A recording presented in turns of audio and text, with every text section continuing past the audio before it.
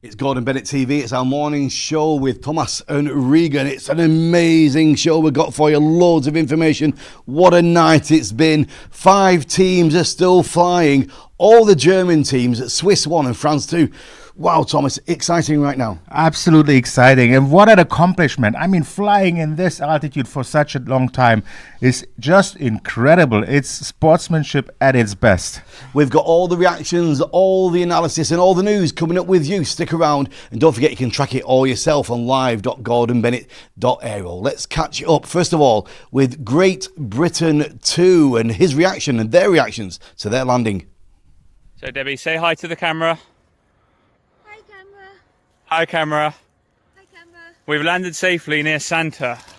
A little bit early for the Balloon Festival here this weekend, but Andrew here has said that he runs the Balloon Club right here in Santa, and he's come and met us. And we have the local PETA from the local traffic police, and then border police are coming along on the way to just, rubber stamp that we're here. It's about my 3rd or 4th attempt at filming this video because I was a little emotional on the other ones. Because this has been my dream to fly in the Gordon Bennett for, I don't know, 20 years at least. And,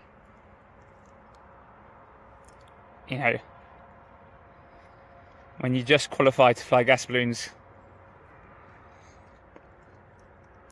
this time last year I made 2 gas flights when I waved Debbie off in Münster, and now I've spent 60 hours in a gas balloon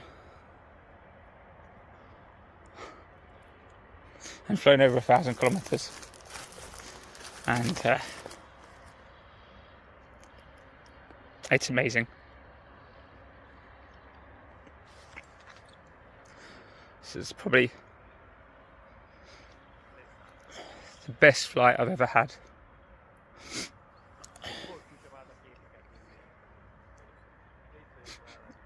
Without a doubt. Yeah, I'm sorry, I'm like this. But it's...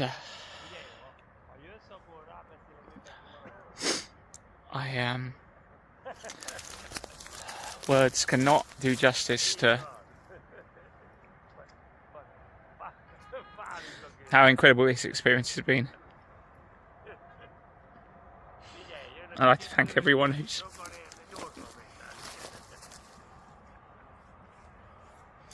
made it possible. Especially Debbie and Mike for giving me this opportunity.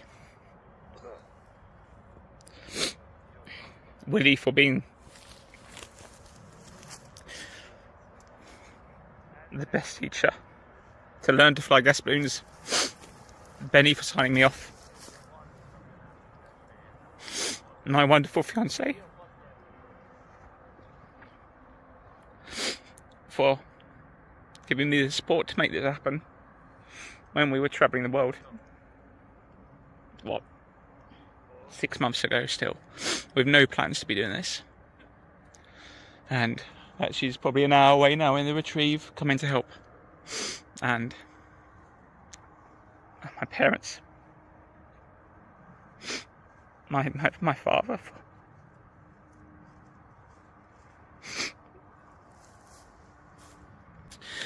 for bringing me ballooning when I was 4 or 5 years old, hot air ballooning. And most kids get taken to the football. I got taken hot air ballooning weekends. And I love it. Anyway, I'm going to stop blubbering, and we have a lot of work, a lot of mess to tidy up now, and then we're going to deflate the balloon, pack it away.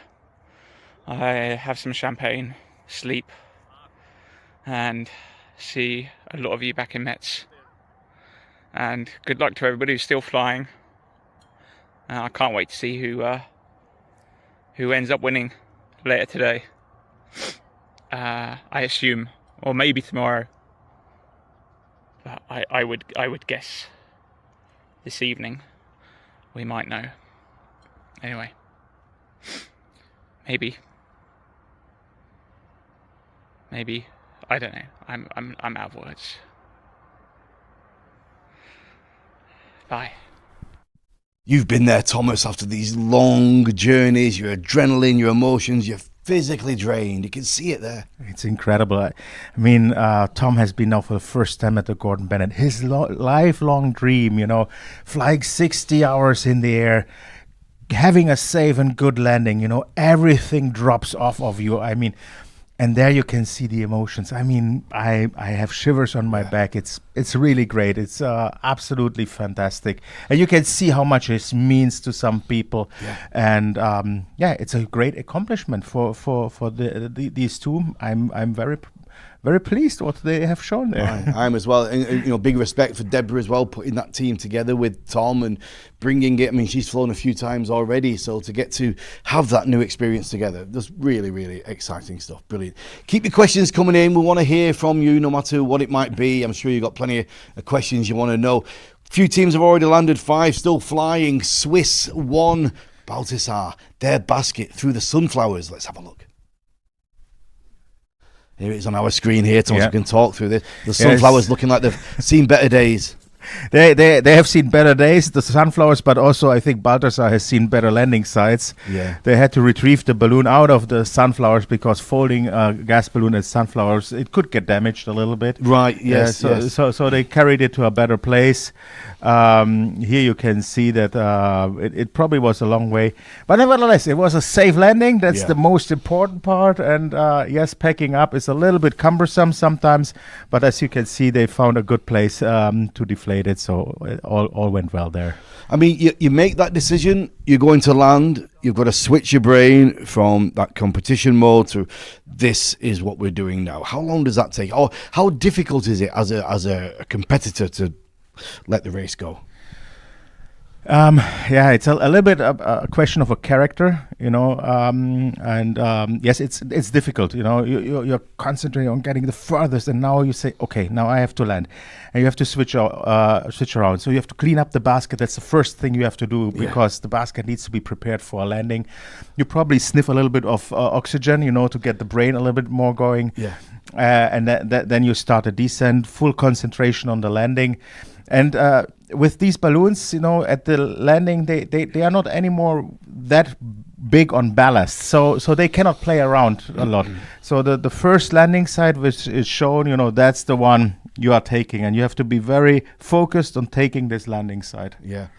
Well, we got some nice video from our winners last year, from Utsi and Steffi. They were in the air, up high, up at 19,000 feet, and then they went for their landing. So let's have a look at that. So, Austria 2 at flight level 180. We will probably have to land soon because all our food is frozen. See that? Pretty hard for a soft cheese. Yes, Thomas, your comment on My comment on this one is I don't understand why they landed. I mean, they had frozen cheese. It would last for a long time. Yes, this is true, right? Yeah. But no jokes aside, we'll get to that later. They are in an area, a weather challenging area, and it was a very safe and very good decision to land there. Yeah, we're going to be looking at that in a little bit. In Germany too, as well, they were contemplating the end of the race. Let's check in with them. Germany too, it's a Benny, but we'll come to that a little bit later. Again, do you want to touch on why these decisions were made? We know there was some weather. Do you want to have a look at the screen on that? Yes, we will have some weather on the screen, Mark. Mark, with the weather on the screen, please. Why they were thinking about landing there? So generally, you're looking into, this is the map here. You see Czech Republic, Slovakia, Hungary. And you see here a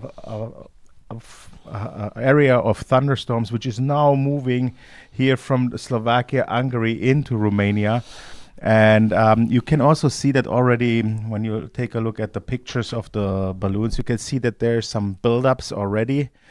And here you can see this is a buildup which already goes over the inversion layer. That means that this cloud is likely to grow a little bit more. There's a lot of energy in this air. You see these little cumulus castellanus. These ones are the ones who are then also developing into thunderstorms. And it's better to land there. You will have very unstable air under it. You will have a lot of things which are happening down there. So I think very prudent to land for Austria and for Switzerland. Yes. No, and I think France also landed, right? Yeah. Yes, we had that as well. I mean, it's been a really hard night as well. It's been cold for our pilots. Do we want to have a look at the tracking where everybody is right now? Yes, that would be great. So to take a look at the tracking, and there you see that the pilots are a little bit in different positions. So as I told you, from Slovakia into Hungary, here into Romania, there is this thunderstormy or unstable air coming in. Obviously, Austria was in the middle of it. Spain, who landed as well, because they saw it. Germany is also close, but the further you go to the south, the farther away you are. So basically, Switzerland is currently in a very, very good position because they are the farthest from the unstable air, which gives them some kind of advantage. But also Germany 3 with Gerhard and Ben and Matze, they are good, and France. I would say up to here, you are in a better air. North of that, you are a little bit more in the area where things could happen. But you have to decide it in the air. The models cannot tell you, okay, the thunderstorms will be exactly there. Yes. So you have to decide it when you see it. You have to decide it. Where is the development? And it might well be that for Austria there was something, and let's say for Germany there will be nothing. Yeah. It depends a little bit where there's the impulse for this thunderstorm to happen. Well, Benny and Nikki were thinking about this, and they were discussing their options with Germany 2. Let's have a look. Good morning from Germany 2 over Romania. So our idea was to land in Italy, and now we're in Romania. Let's go on Bennett. And last night we missed a bit the wind. We tried everything to go more to the south to avoid the liability over the Romanian mountains, and it wasn't possible to find the right direction. So what's on here? So some clouds coming up now, some cumulus clouds. Even there, some of very high clouds disappeared already, but all around we expect some more clue hours. So our decision is to land in the next few hours when it's getting worse here. And yeah, it's too dangerous to continue through the mountains. So wish you a nice day. See you on Friday. See you later. Nice shot of these two here, and they also showed a little bit around, so they have the same considerations, and it's very safe of them to consider landing and not being in that what you said competition mode.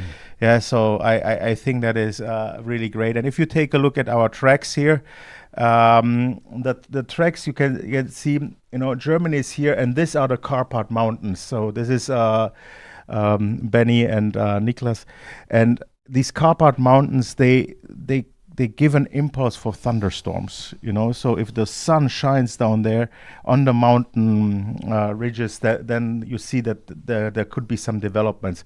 And that's the reason they probably will go to land before they really reach the Carpath Mountains. The Carpath Mountains are quite challenging also for France and for Germany here because the Carpath Mountains are very uninhabited, very wild. Bears there, and it's tough to land there, So Switzerland is taking a much more southern route. Nevertheless, you can also see that here that's Bulgaria, and you have to be aware that Bulgaria will be closed at night, So whatever speed you can do, you have to be in Bulgaria still under daylight and land by sunset. We had a Zoom call with Great Britain too, just after their landing. Let's check in. I'm joined back on the ground. Great Britain to Deborah and Tom. Good morning to you both. Good morning, Reagan. Morning, Reagan. Well, what an adventure. We've been following your story, of course, as long as everybody else. You've been sending us some great content, some beautiful images and feelings of this flight. Just tell me what's in your mind right now. You want to go first? Oh, absolutely. Really thrilled. Absolutely thrilled. I think the best bit of that was actually being in the air and looking across and seeing the French team and the German team that are always at the front, and we were there, and that's not something I was expecting at all. So that was quite nice. Yeah, it was so surreal. Like previous years, you're watching the YB races or watching your shows and watching these tracks just running parallel with each other and the balloons sort of chopping and changing positions. And then to be one of those balloons is just bizarre and incredible. And yeah, and just for my first Gordon Bennett and to do a flight for 3 nights is I couldn't be more chuffed. You know, and for it to be your first competition, you've only recently got your license. It is a very special moment for you as a team, but especially for you, Tom. We opened the show this morning with some content that you filmed when you landed. Obviously very emotional. It really has impacted you so much. It's so good to see how much this means to you. Well, yeah, I've been ballooning since I was little.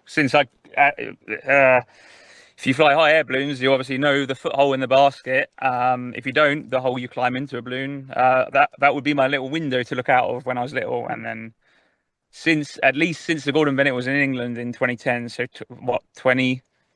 15 years? At least 15 years I've dreamt of being in the Gordon Bennett. And then this year I was traveling and Mike and Debbie rang me up and said, do you want to come fly with us? So I had to get myself to Germany and get learning with Willie and with Debbie, and then did my flight test with Benny. And then to go from that was my last flight. Doing my flight test to, like, I can't imagine many people do a flight test on day one and then throw themselves into a picnic basket for 3 days on their very next flight. But yeah, it's quite incredible. And then we've landed near a place called Santa in Croatia. They've got a balloon festival this weekend. And they've come out, they've been very helpful. And then Border Control have come out and didn't know how to record our entry into Croatia when we didn't arrive by plane, boat or car. So Serbia, I apologize, Serbia. I haven't slept much for the last 2 or 3 days. In Serbia, I've landed in Serbia, not Croatia. We flew through Croatia yesterday. But 7 countries, wasn't it? I think seven countries. I'll have to count, but yeah, and the air traffic control for the moment has been very friendly. Like the way the German air traffic control just navigated us through busy airspace, especially allowing us to fly straight over Stuttgart Airport, was an incredible experience. And then the Austrians were just asking questions about, what do you mean you've been in the air for 24 hours in a hot air balloon? Of course, not realizing that this is not a hot air balloon, but yeah, it's. And then just transferring us very efficiently from one to the other and being understanding with the little hiccups we have with our tech or whatever the situation might be for all the teams. Like the organisers and the air traffic controllers between them have just been great. It's worth reminding people at home watching who might not be familiar with this race. You know, you are entering a country without permission. Talk me through the border control situation. How did that go? For the most part, great. Like most countries are they know we're coming and they pass us across. Sometimes I think if the signal is poor or they just don't understand that there's a vehicle moving 3 knots across, I think sometimes there was something got lost in communication, but no, for most people, I think most of them, they knew we're coming. And then because we were flying in packs, like yesterday, there were three or four balloons just around us for most of the day, just within, I don't know, not very far amongst each other. So I think, and like in some cases were quiet, like Austria, when it was very quiet and the guy was just asking questions about like, how have you been in the air for 24 hours and all that sort of thing. They were just, I think some of them saw us as this sort of unique, this unique, joyful, something different for them to do rather than dealing with Airbuses and Boeings every day. But what about the guys on the ground, the officials there that come to you? How was that? That was 2 cars, Oh, 7 people. The officials know. They were lovely. The ones that. The officials who came here. Yeah, they were. Yeah. They were. I think they were quite patient because I'd actually left the balloon documents in the boot of the car, and someone had taken them out because there wasn't quite enough room. So they were very patient while we electronically found the document. It's the first time I've got a stamp in my passport for landing a balloon. absolutely amazing.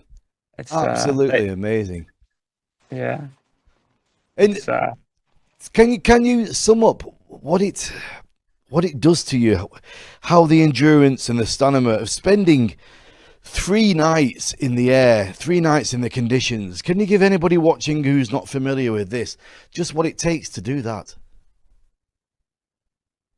I think it's it's not just for stamina, it's not just for fatigue and the tiredness. Like, to be fair, we're sitting around a lot of the time, and there's moments of intense activity and then moments of quiet.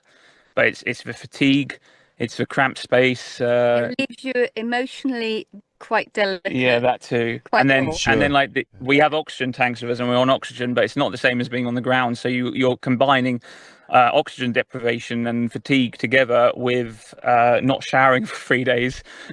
Needing to go to the toilet. And learning how to go to the toilet when you're sharing an oxygen system with one other person, where the tube, and if you turn one way or the other way, and you don't want to watch the other person going to the toilet, but you don't want to strangle them with the oxygen tube either. It's a new life skill. I don't know if I ever needed that life skill, but it brought humor and joy to the flight in a different way to the. It obviously intrigues everybody else, whether they're balloonists or not. The idea that you go to the toilet in a bucket. And in fact, you're not going to show me the bucket, are you? No, we haven't got the bucket. But this is the lid to our bucket. So oh, fantastic! From Bobby, Bobby Frankham, who flies anything and everything, even free-wheeled yellow vans. He said, "Hope you think of us all when you use this and the team." And then we have messages from all our team members on the other side, wishing us luck. So every time we went to the toilet, it brought us a little bit of joy. So it's not very often that your toilet bucket becomes a souvenir from your flight. It's but famous. I think on this occasion, no, it's famous. Well, listen, the pair of you, Debbie and Tom, thank you very much for bringing this team together. Thank you very much for all your effort. It has been absolutely superb, and a special thank you from us at Gordon Bennett TV for all your amazing content. I know you've got a lot going on and you've got the sleep deprivation, and to take the time to put together such great content for us, we really, really appreciate it. Thank you very much indeed. And thank you, Regan.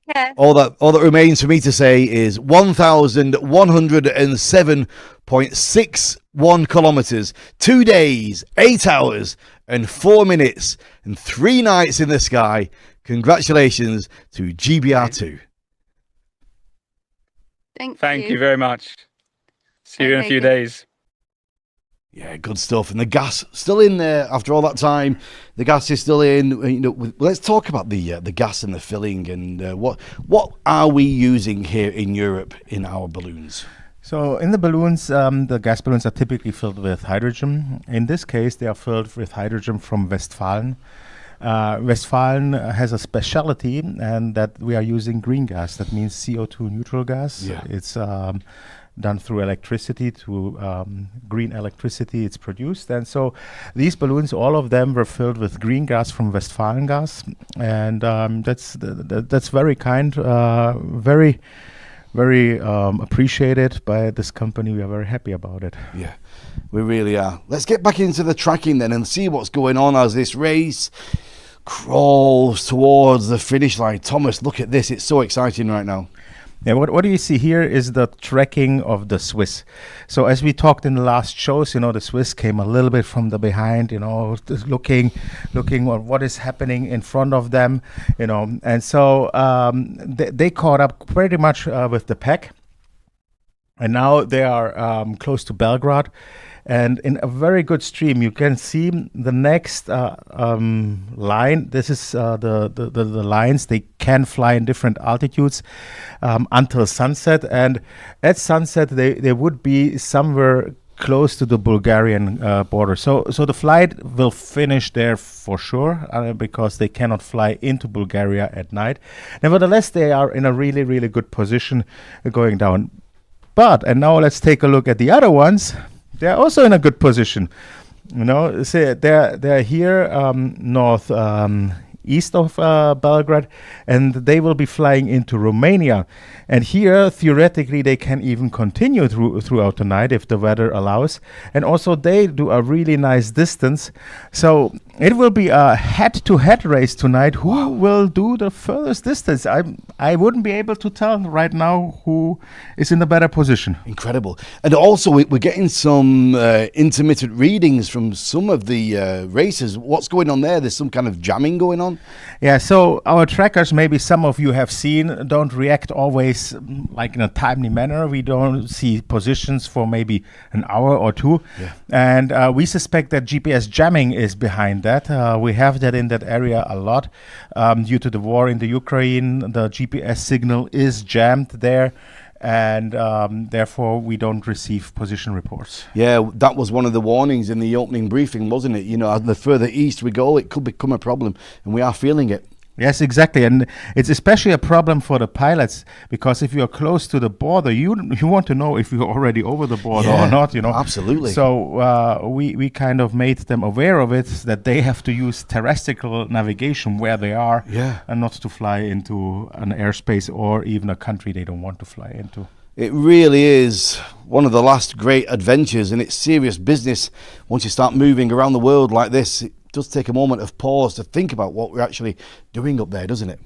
It is. It is an adventure, and it starts already before the flight because you're all excited about the different possibilities. Then when you are in the flight, you after the launch, the first thing is all this adrenaline falls off. So the first 6 hours, they're great. But then the adrenaline starts. Where are the others? What are they doing? Where are the airspaces? What strategy is the best one? Why is he using this strategy and I'm not? And there's a lot of things, but it's a great adventure. You have to, everything with you need for the next 3 days. Yeah. Everything you forgot, you don't have it with you. Yeah. But you shouldn't have too much with you because then you have less ballast. Incredible stuff. Well, our last year's winners, Wutzi and Steffi, they made the decision to put it down to the ground. Let's check in with Austria 2. Ich würde das Handy ausschmeißen und dann nach Ballast. Aber ich glaube, es geht auch so.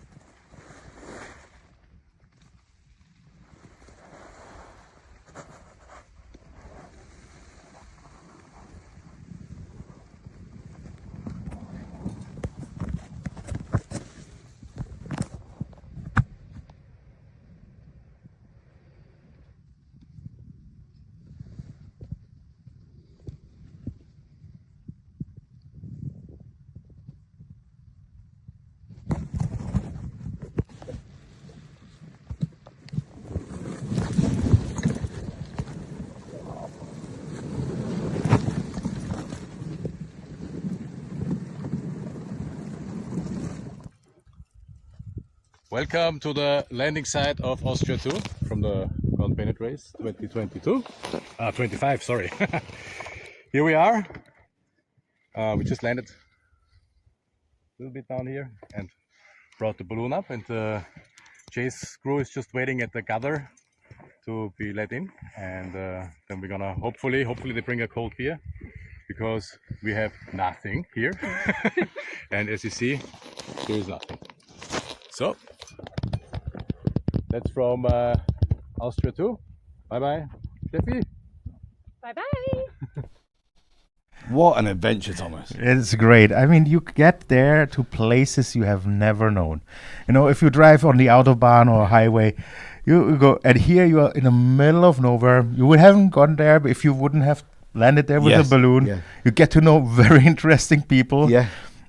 It's just fantastic. And I have to say, you have not many Gordon Bennett races. You have so soft and easy landings like this one's. You take an airliner over to the Middle East or over to China or something, you pass all these places while you're drinking your gin and tonic and eating your salted nuts. It's just life down there, which you get to see like this. It's incredible, isn't it? Yes. And you know, you get it with all senses. You smell. The smell is differently. Yes. You know, the light is differently. It's great. And after the landing, usually the food is also differently.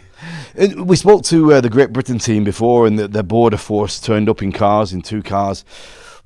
You know, what can Steffi and Wutzi expect now? They're there in this field, there's nobody around. What happens next?